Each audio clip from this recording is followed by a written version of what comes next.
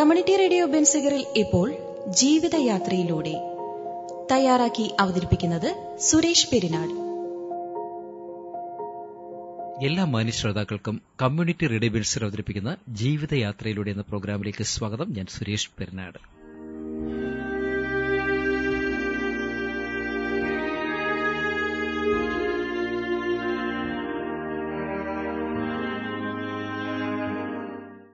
ഇന്നത്തെ നമ്മുടെ ഗസ്റ്റ് ലഗേഷാണ്.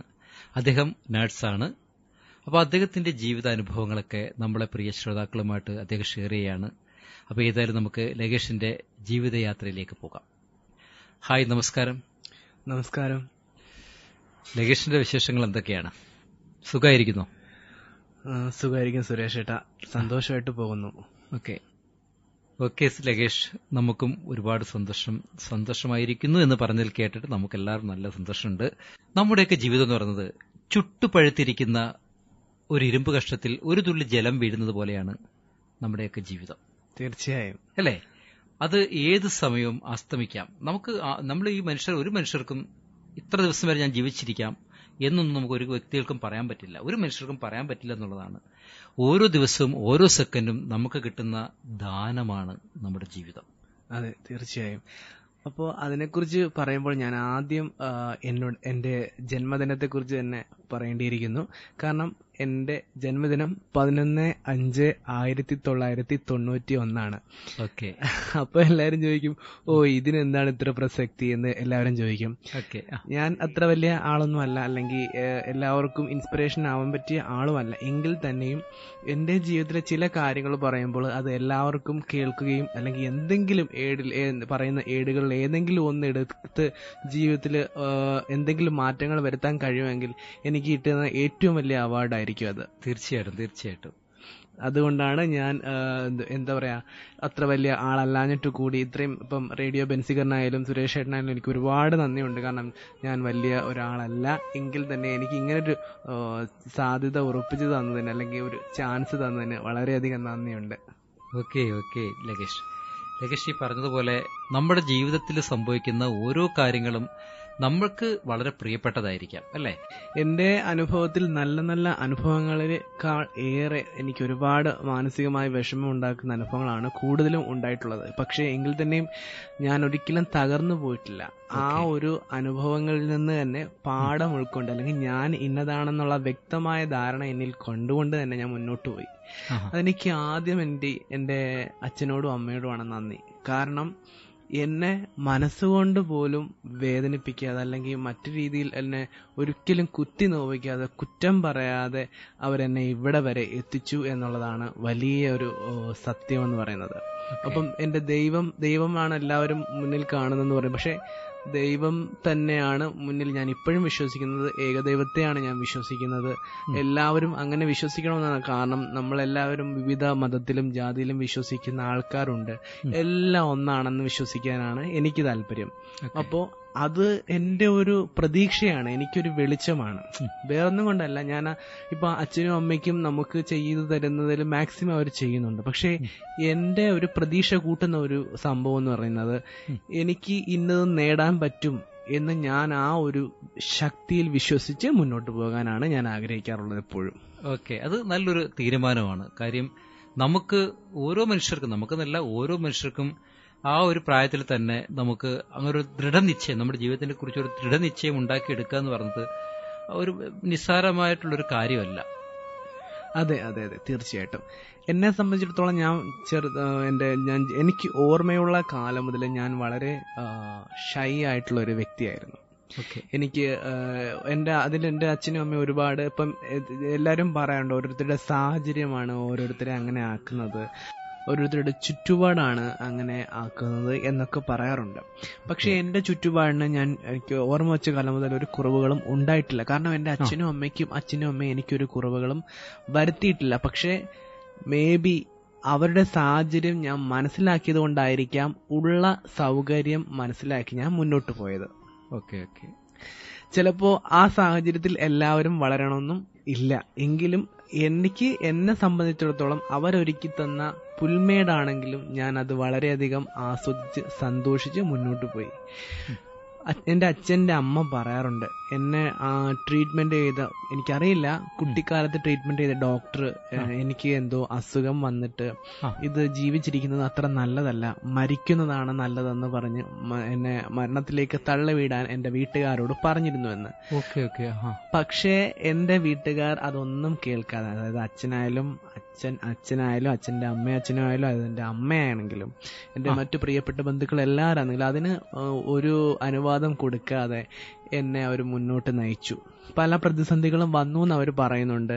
അതെല്ലാം പ്രാർത്ഥനകളും വഴിപാടും കൊണ്ടാണ് മാറിയതെന്നും പറയുന്നു. അതൊക്കെ അവരുടെ പേഴ്സണൽ വിശ്വാസങ്ങളാണ്. അതിൽ പറയാൻ ഞാൻ ആളല്ല. എങ്കിലും എന്റെ വിശ്വാസത്തിന്റെ പുറത്താണെങ്കിലും അല്ലെങ്കിൽ എന്റെ കുടുംബത്തിന്റെ വിശ്വാസത്തിന്റെ പുറത്താണെങ്കിലും ഞാനിപ്പോ ഒരു എന്താ പറയാ, ഈ 30 വയസ്സുള്ള ഒരു വ്യക്തിയായിട്ട് 11/5/1991 ജനിച്ച ഒരു വ്യക്തിയായിട്ട് ഈ ഭൂമിയിൽ ഇന്നും ജീവിക്കുന്നു എന്നുള്ളതാണ്.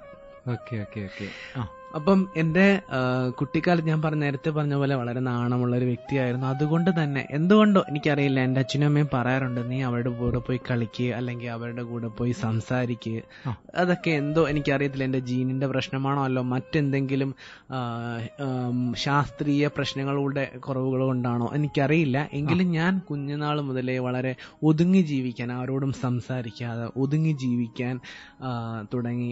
പലരും എന്റെ പ്രിയപ്പെട്ട, ഞാൻ വളർന്ന ചുറ്റുപാടിലുള്ള എന്റെ പ്രിയപ്പെട്ട സുഹൃത്തുക്കളായാലും സഹോദര തുല്യന്മാരായ ചേട്ടന്മാരായാലും എന്നെ വിളിക്കും, വാ കളിക്കാൻ പോകാം അല്ലെങ്കിൽ വരുമെന്നൊക്കെ.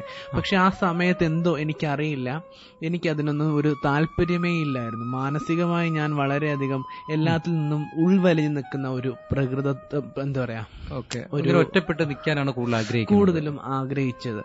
അങ്ങനെ പക്ഷേ ഒരു സമയം എത്തിയപ്പോൾ എനിക്ക് തന്നെ ഇത് അപകടമാണെന്ന് തോന്നി തുടങ്ങി. പക്ഷെ നമ്മളിപ്പം പറയാറില്ലേ, കുളത്തിൽ ചാടി മരിക്കാറായ സാഹചര്യത്തിൽ നമ്മൾ എന്ത് ചെയ്യാൻ പറ്റും? പിന്നെ അല്ലെങ്കിൽ ചിലപ്പോ നീന്തൽ പഠിച്ചു എന്ന് വരാം.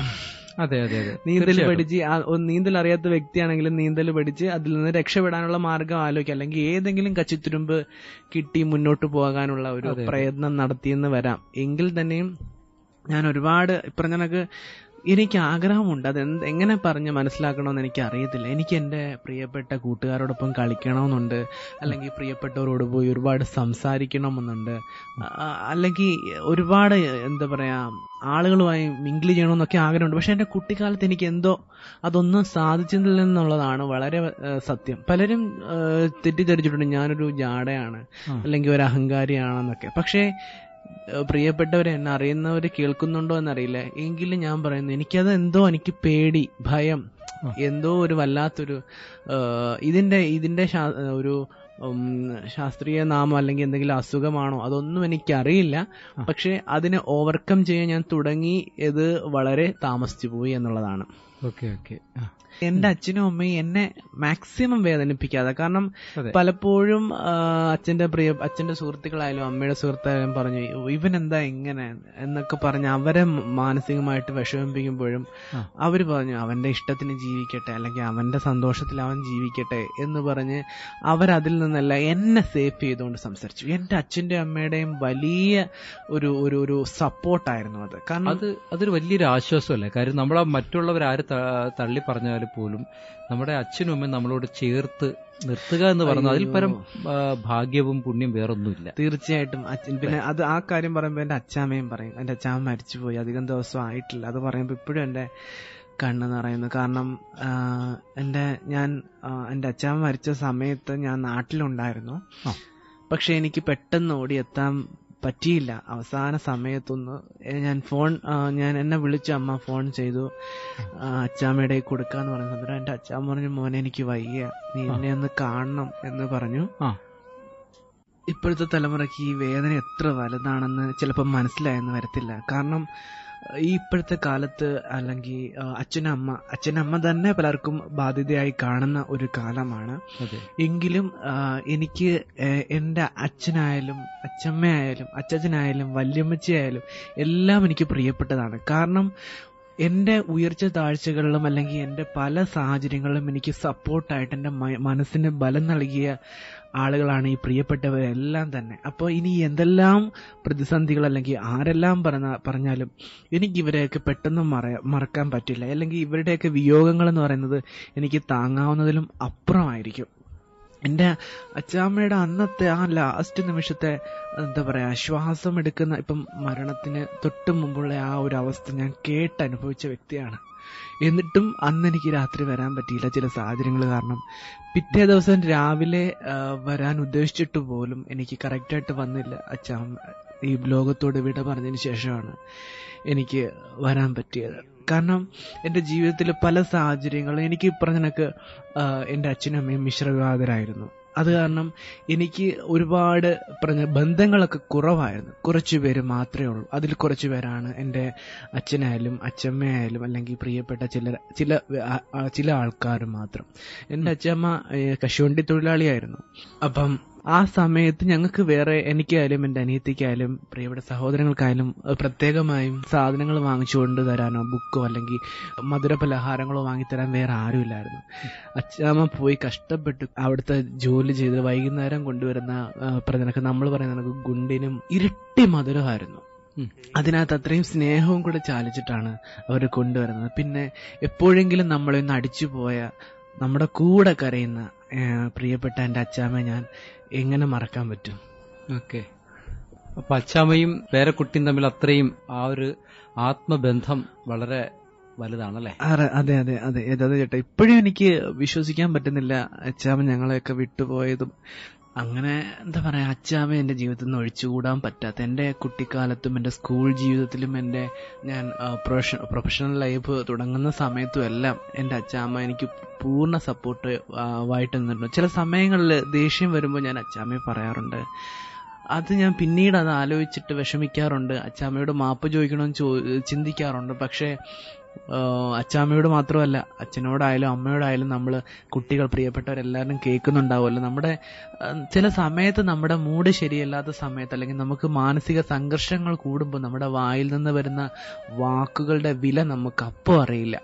പിന്നീടാണ് നമ്മൾ അതിനെക്കുറിച്ച് ഓർത്ത് പശ്ചാത്തപിക്കേണ്ടി വരുന്നത്.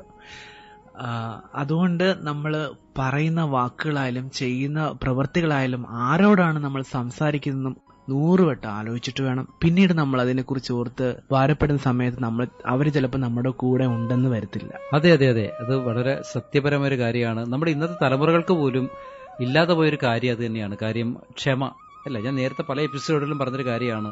ക്ഷമ എന്ന് പറഞ്ഞത് വലിയൊരു സമ്പത്താണ്, ഒരു തുടുപ്പാണ്, ജീവന്റെ തുടുപ്പാണ്. കാര്യം ഈ ക്ഷമയില്ലാതെ വരുമ്പോഴാണ് നമുക്ക് പല കാര്യങ്ങളും പല ആപത്ഘട്ടങ്ങളിലേക്ക് നമ്മൾ ചെന്ന് പതിക്കുന്നത്. പിന്നെ അതിൽ നിന്ന് നമുക്ക് തിരിച്ച് കരകയറി വരിക എന്നുള്ളത് അസാധ്യമായ ഒരു ഘടകമായിട്ട് മാറും അല്ലേ? പലതും നഷ്ടപ്പെടുത്തേണ്ടി വരും. പലതും അറിയാതെ തന്നെ നമുക്ക് നഷ്ടപ്പെട്ടുകൊണ്ടേയിരിക്കും. അതെ. അപ്പൊ ഏതായാലും അങ്ങനൊന്നും സംഭവിക്കാതിരിക്കട്ടെ. അതുപോലെ തന്നെ ലഗേഷിന്റെ കുട്ടിക്കാലം നമ്മൾ കുറച്ച് കാര്യങ്ങളൊക്കെ പറഞ്ഞു. അതുപോലെ സ്കൂൾ ജീവിതം എന്നൊരു സംഭവം ഉണ്ടല്ലോ, അതൊക്കെ എങ്ങനെയായിരുന്നു? ഞാൻ നേരത്തെ പറഞ്ഞതുപോലെ എൻ്റെ സ്കൂൾ ജീവിതവും ഞാൻ ഒരുപാട് എൻ്റെ സ്വഭാവ വൈകല്യം എന്ന് വേണമെങ്കിൽ പറയാം. അതുകൊണ്ട് തന്നെ എൻ്റെ സ്കൂൾ ജീവിതവും ഞാൻ ഒരുപാട് ആസ്വദിച്ചിട്ടില്ല. കാരണം ഈ പറഞ്ഞ കണക്ക് കൂട്ടുകാരുമായി ഒത്തുചേർന്ന് പോയി സന്തോഷിക്കുവാനോ അല്ലെങ്കിൽ അവരുടെ കൂടെ ചേർന്ന് നല്ല രീതിയിൽ പഠിക്കുവാനോ, അല്ലെങ്കിൽ പഠിക്കുന്നു എന്ന് വെച്ചാൽ പഠിക്കുന്നു, കുഴപ്പമൊന്നുമില്ല, പഠിത്തത്തിൽ പ്രശ്നങ്ങളൊന്നും ഇല്ല, നന്നായിട്ടല്ല, ഒരു ആവറേജ് സ്റ്റുഡന്റ് ആയിരുന്നു. അപ്പം അങ്ങനെ പോയിട്ടുണ്ട്, വലിയ കുഴപ്പമില്ല. പക്ഷെ ഇപ്പറഞ്ഞ കണക്ക് ആ സ്കൂളിലൊക്കെ നമ്മൾ കൂട്ടുകാരുമായിട്ട് അടിച്ചു പൊളിച്ചു എന്നൊക്കെ പറയുന്ന ആ ഒരു ഫീൽ എനിക്ക് കിട്ടിയിട്ടില്ല. എനിക്ക് എല്ലാവരും കൂട്ടുകാരായിരുന്നു. അവർക്കും അതുപോലെ ഞാനും ഒരുപാട് കൂട്ടുകാരിലൊരു കൂട്ടുകാരായിരുന്നു ഞാനും. ഇപ്പം നമ്മുടെ ചുറ്റുപാടും കണ്ടിട്ടില്ലേ, ചങ്കു ബ്രോ അല്ലെങ്കിൽ എന്റെ ബെസ്റ്റ് ഫ്രണ്ട്, അങ്ങനെ ഒരു ടൈപ്പ് ചെയ്യപ്പെടാൻ എനിക്ക് പറ്റിയില്ല. അതൊരു വിഷമം തന്നെയാണ്. നമുക്കെല്ലാം തുറന്നു പറയാൻ പറ്റുന്ന രീതിയിൽ ആ കുട്ടിക്കാല സമയങ്ങളിൽ എനിക്ക് ഒരു ഫ്രണ്ട് ഉണ്ടായിട്ടില്ല. അതൊക്കെ ഞാൻ വളരെയധികം ഇപ്പോ വിഷമിക്കുന്നു. പക്ഷെ എനിക്ക് മനസ്സിലാവുന്നില്ല. ഞാൻ പലപ്പോഴും എന്നോട് തന്നെ ചോദിച്ചിട്ടുണ്ട് എന്തുകൊണ്ട് ഞാൻ ഇങ്ങനെയായി. പക്ഷെ എന്റെ അച്ഛനും അമ്മയും അതിനൊരു കാരണക്കാരേ അല്ല. കാരണം അവരെന്നോട് പലപ്പോഴും ഇതിന്റെ ഏറ്റവും രസകരമായ ഒരു സംഭവം, ഞാൻ കുഞ്ഞുനാളിൽ പാടുമായിരുന്നു. അപ്പൊ എന്റെ ഇഷ്ടത്തിനെല്ലാം നിൽക്കുന്ന അച്ഛനും അമ്മയാണ് ഞാൻ പറഞ്ഞു. അപ്പം ഞാൻ ഈ പലപ്പോഴും റേഡിയോയിലാണെങ്കിലും അല്ലെങ്കിൽ അടുത്ത വീട്ടിലെ റെക്കോർഡ്, ടേപ്പ് റെക്കോർഡ് എന്നും പറഞ്ഞിട്ട് പഴയ കാലത്തുണ്ടായിരുന്നു. ആ ടേപ്പ് റെക്കോർഡിലെ പാട്ടുകളായാലും ഞാൻ കേട്ട് പഠിച്ചിട്ട് ഞാൻ ഇന്ന് പാടുന്ന എന്റെ അച്ഛനും അമ്മയും കേട്ടുണ്ട്. ഓക്കെ. ഏതായാലും നമുക്കൊരു ഷോർട്ട് ബ്രേക്ക് എടുക്കാം. അതിനുശേഷം ലഗേഷിന്റെ ജീവിതയാത്ര തുടരുന്നതാണ്.